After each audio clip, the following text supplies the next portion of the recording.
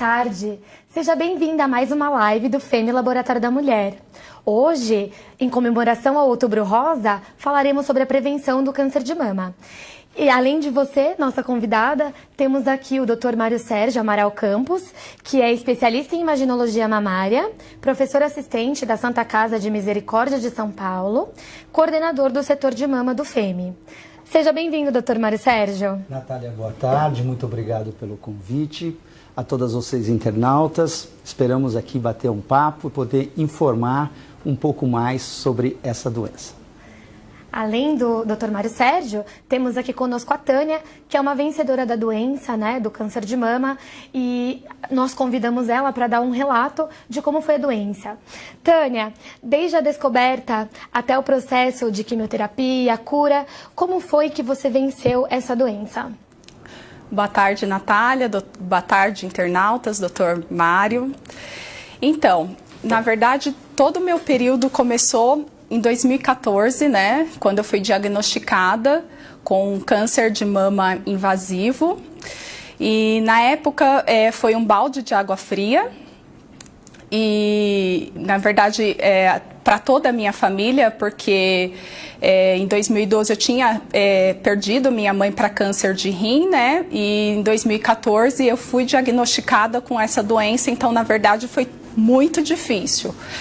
E quando, aos 31 anos que eu fui diagnosticada, o meu médico, na verdade, ele falou assim que era algo que era muito agressivo em virtude do rápido crescimento do tumor. Eu sempre fui uma mulher que fiz a minha rotina anual, normalmente, E quando eu peguei o resultado histológico, que é o complemento, da biópsia, outro balde de água fria, Era o câncer de mama triplo negativo.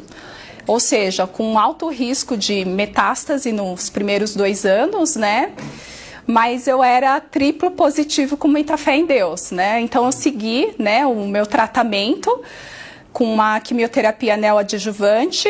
Eu fiz 4 sessões de quimioterapia vermelha, 12 da branca.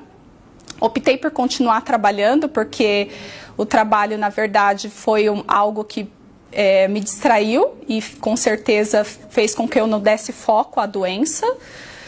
Depois segui com uma cirurgia conservadora, Não fui aquela paciente que precisei retirar a mama. Obtive a resposta patológica completa e fiz 33 sessões de radioterapia. Na época, para mim, assim, foi algo bem difícil, porque eu tinha uma filha de 2 anos e eu costumo dizer que realmente a Letícia foi minha fonte de vitória, Minha filha. Eu tive todo um respaldo da minha família, a minha família foi minha base também, Na luta contra a minha doença. Todos os meus familiares, na época da ocasião da doença, me ajudaram muito, com orações, energias positivas. E depois do pós-diagnóstico, que agora eu estou no controle de 6 em 6 meses, posso dizer que sou uma nova mulher, dou muito mais valor às coisas mais simples da vida e levo uma vida muito mais feliz, Algo que eu sentia isso, Faltava na minha vida. Então, o meu recado para as mulheres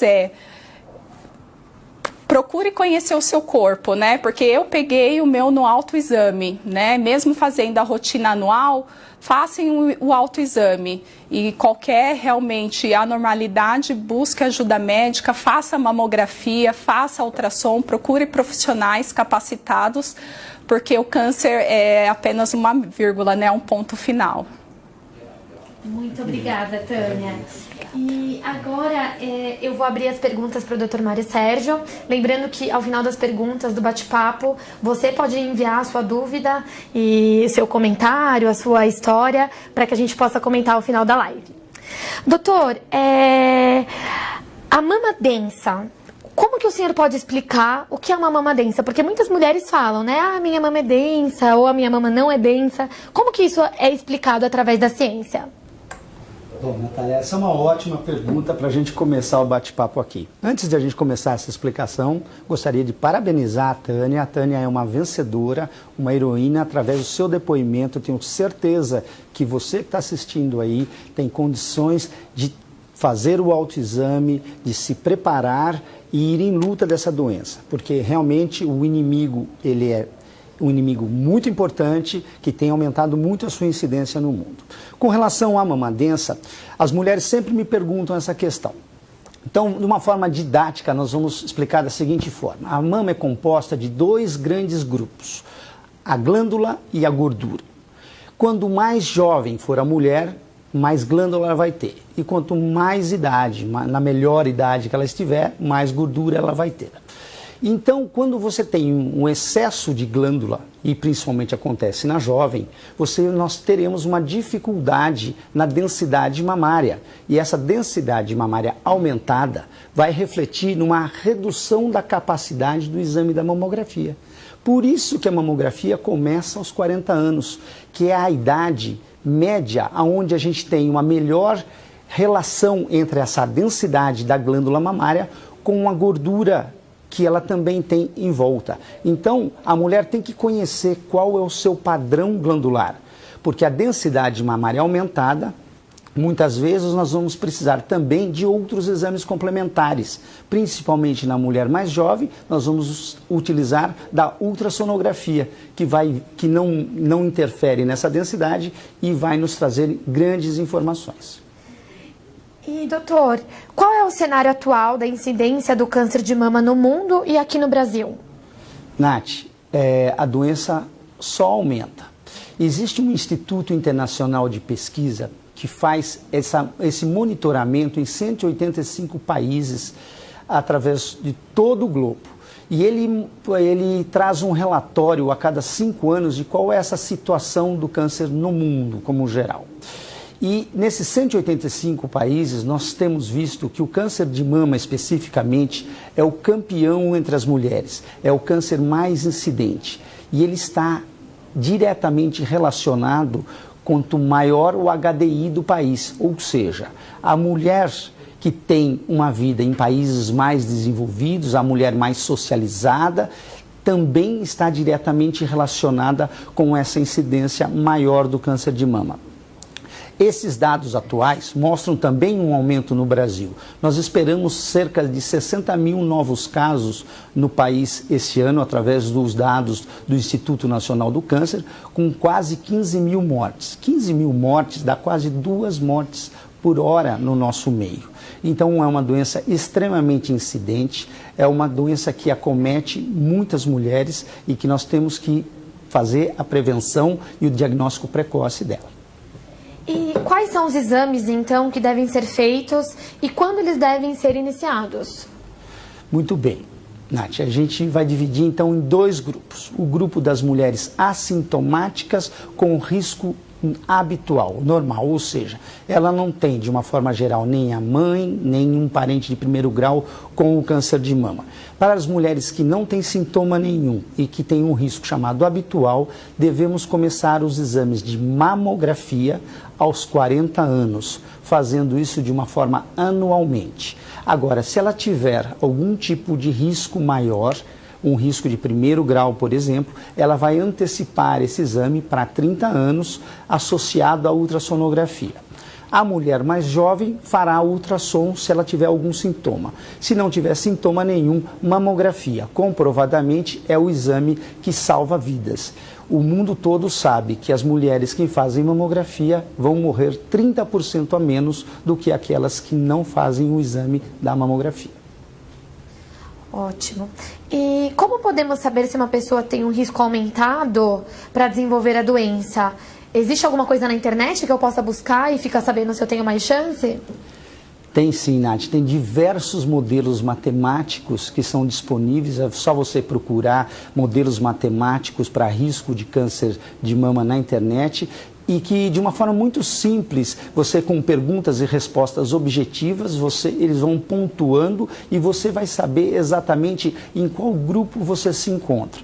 Mas de uma forma didática, aqui nesse bate-papo, quem tem aqueles parentes de primeiro grau, teve a mãe com câncer de mama ou irmã com câncer de mama, automaticamente já tem um risco aumentado em relação à doença. Cabe aqui lembrar que 90% do câncer de mama não tem histórico familiar nenhum. Apenas então 5 a 10% das mulheres é que vão ter um risco genético aumentado. É óbvio que essas mulheres estarão num outro grupo, mas se você não tem ninguém na sua família com câncer de mama, você pode estar dentro dos 90% que não encontram e não tem nenhum histórico familiar. Por isso que é importante os exames de prevenção. Quais são esses exames de prevenção, doutor? Porque a Tânia, ela descobriu o câncer, como ela disse, com 31 anos, né? E a mamografia, ela é indicada para pacientes com 40 anos. Quais são os exames que eu, jovem de 25 anos, tenho que fazer para estar, né, sempre em dia com a minha saúde? Muito bem, Natália. Basicamente, você deve procurar um profissional habilitado para examinar as suas mamas, o ginecologista, o mastologista. A mulher deve fazer o autoexame, que normalmente é feito enquanto ela toma banho, deslizando as mãos sobre a mama, em movimentos circulares. Esse simples exame vai nos ajudar a detectar as lesões ali que podem estar presentes. Então, é o exame clínico feito pelo médico, o autoexame que é realizado por você mesma e os exames de imagem, que vão ser a ultrassonografia, basicamente para as mulheres mais jovens, o rastreamento mamográfico nas mulheres acima de 40 anos e, eventualmente, os exames até de ressonância magnética para quem tem um risco aumentado, um risco pessoal aumentado acima de 20%. E único e exclusivamente para esse grupo de mulheres a ressonância estaria indicada. Legal, doutor. E o tratamento do câncer, ele tem tido alguma mudança dos últimos anos para cá? Como ele está sendo feito e indicado pelos médicos? A medicina tem cada vez mais ido no sentido da genética. Hoje não basta saber se um tumor é maligno ou benigno. O tumor maligno, nós estudamos então quais são as características genéticas. A Tânia aqui até disse das características específicas do tumor que ela teve. Então agora a gente usa testes laboratoriais para saber os receptores hormonais que esse tumor tem. Se ele é receptor de estrógeno, progesterona, positivo ou negativo, fatores de crescimento, enfim, vários dados genéticos. E de acordo com esse estudo genético é que os tratamentos estão sendo personalizados. A medicina está saindo de uma questão de um tratamento universal para cada vez mais um tratamento personalizado, no intuito de que cada tumor e cada fase de diagnóstico tem uma manifestação clínica diferente e necessita de um cuidado específico diferente. Os tratamentos hoje são muito específicos. Existem até os casos em que as mulheres fazem o diagnóstico tão cedo que nem quimioterapia elas precisam fazer, apenas hormonioterapia por um período de tempo, em torno de uns 5 anos, mas quimioterapia ela não precisa mais fazer. Então tem casos e casos. A medicina está indo muito na direção da questão genética.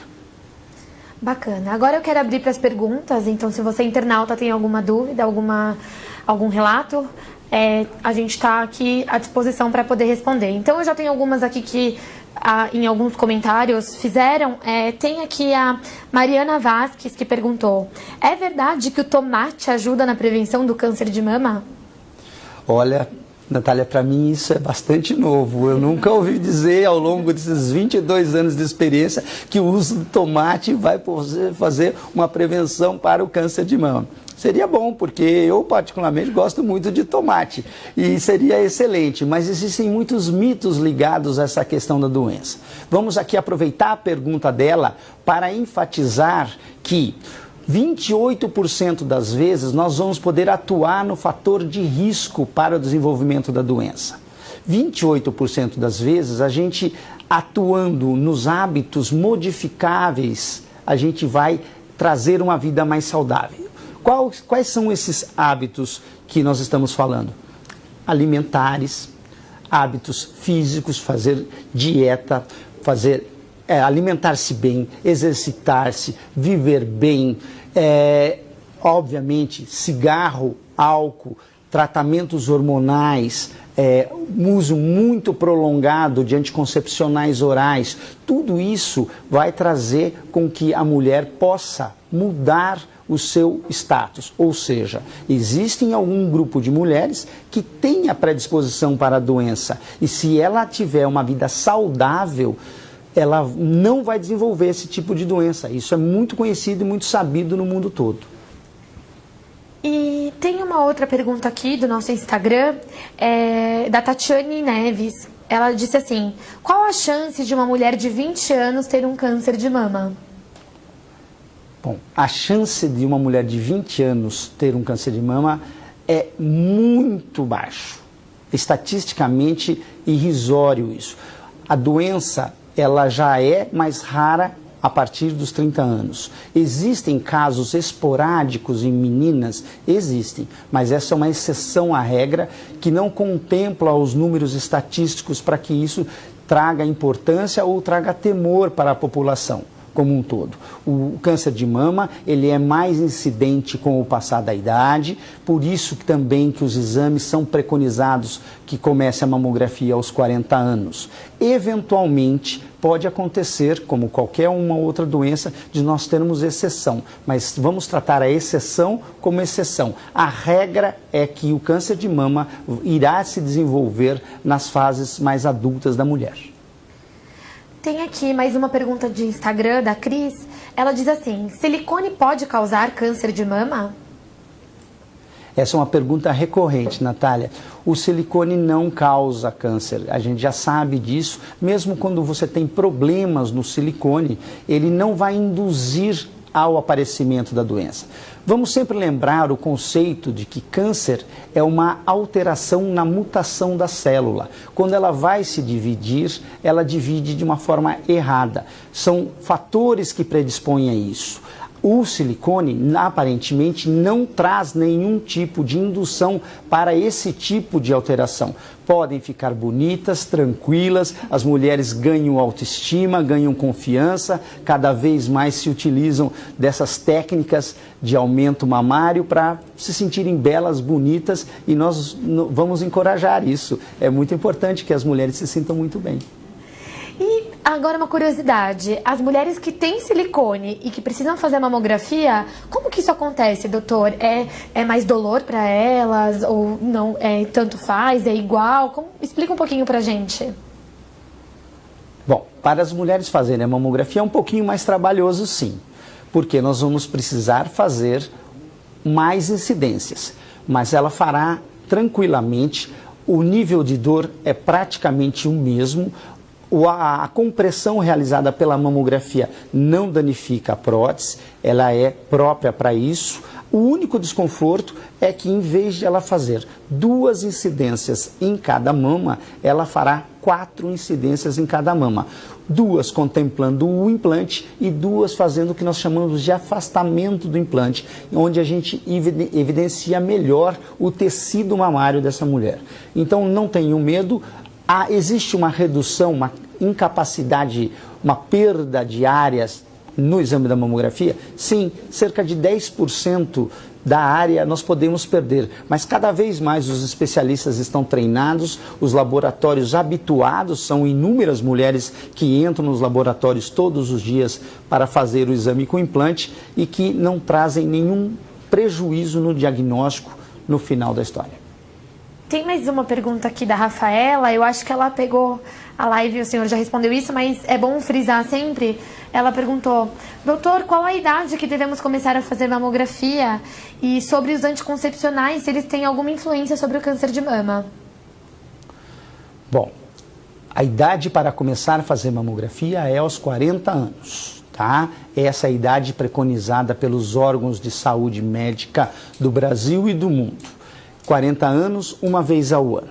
O uso de anticoncepcionais orais, eles não estão exatamente ligados a uma indução para o câncer de mama.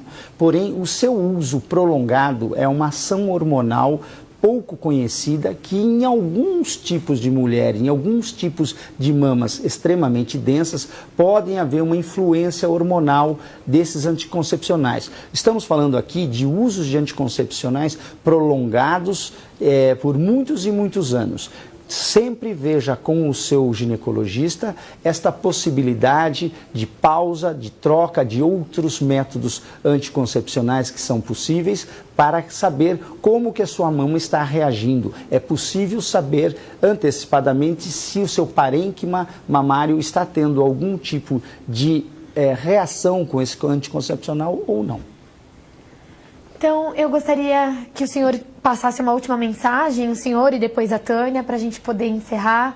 E muito felizes por poder passar as informações para todas as nossas internautas. Muito bem. Para finalizar, a gente gostaria de dizer que o câncer de mama realmente uma realidade, ele é o tumor mais incidente nas mulheres no Brasil e no mundo, e que ele tem cura. Se nós encontrarmos a doença até 1 centímetro, 95% das mulheres estarão curadas, tá? E essa taxa vai caindo com o tempo. A informação é a melhor arma que nós temos.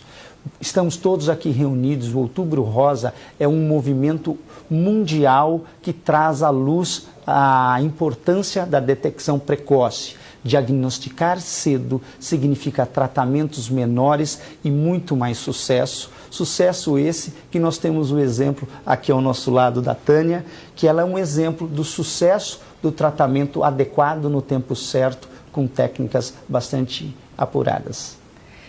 Bom, meu recado também é com relação à rotina, né? Além de manter a rotina de prevenção, a mulher também saber se conhecer, fazer o autoexame, né? E realmente procurar ajuda de profissionais qualificados que possam cada vez mais acelerar o processo de atendimento diagnóstico, né? E ela conseguir a cura, né? Então, muito importante, eu era uma mulher que não fazia o autoexame mensal, né? Então, o meu recado aí para as internautas é que faça o autoexame, né? O período, né, 5, 6 dias, né, doutor? Após o ciclo menstrual, eu peguei o meu no autoexame, então foi muito rápido e tive que passar pela quimioterapia, mas foi algo passageiro e consegui ter aí a minha cura. Então, é importante a mulher se conhecer e realmente continuar com a autoestima dela, com fé, força e foco, que ela consegue realmente ter um resultado de sucesso igual eu tive. E graças a Deus eu estou muito bem. Muito bem, parabéns. Muito obrigada por você que acompanhou conosco. Fica o recado, então. Vamos juntas que, com prevenção, os exames preventivos, a gente consegue encontrar a cura para o câncer. Até breve.